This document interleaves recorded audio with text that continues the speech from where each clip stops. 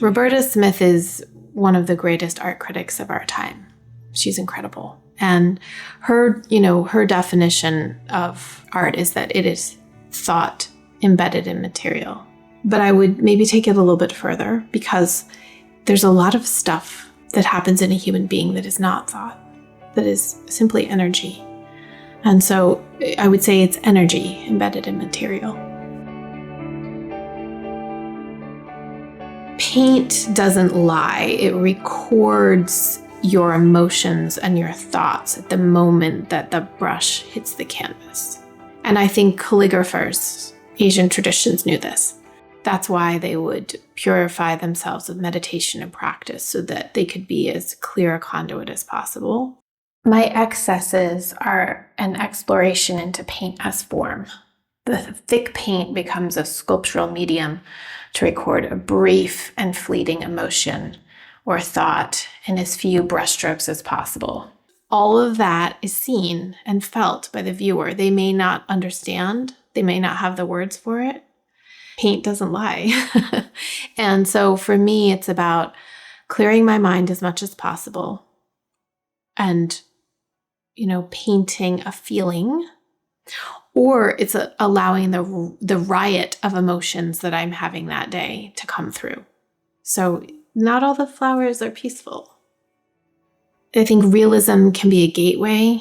You develop space and depth through the process of realism, and then it starts to break down when you get into abstraction, and things that are supposed to recede start coming forward, and everything starts crowding the picture plane, and then space starts opening in places where it's not really supposed to be. And I just found it fascinating, creating these spaces that had a vibrational, textural quality to them. I think this is the reason we make two-dimensional pieces and we put them on a wall, because it becomes a window, right? We're used to windows. We're used to the mouths of caves, looking out at a vista and understanding that as a place that the mind can enter into and explore.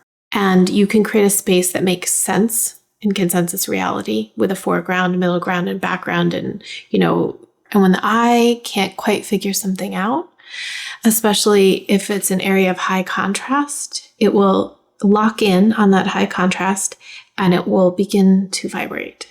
And the mind begins to vibrate.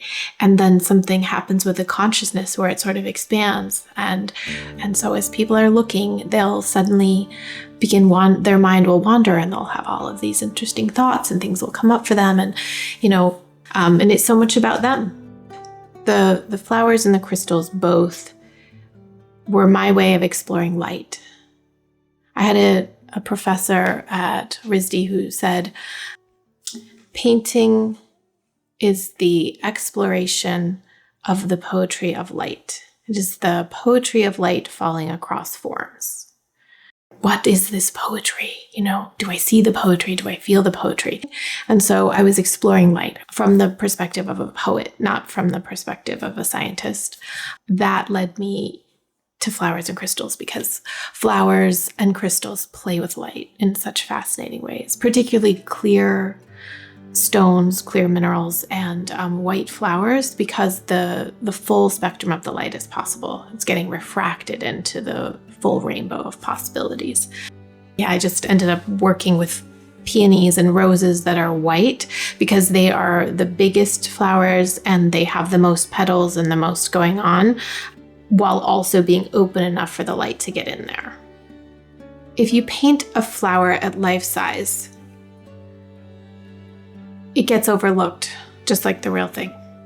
People think of flowers as decoration a lot of times, right? I wanted to stop people. And I think Georgia O'Keeffe did that. She took flowers, she made them big, she made them essential. They were very intense colors and they stopped people. And for me, I thought, well, what if I took flowers and I made them as big as Georgia was making them, but I stayed truer to the form of the flower and to the light. With the flowers, I'm always trying to do as little as possible.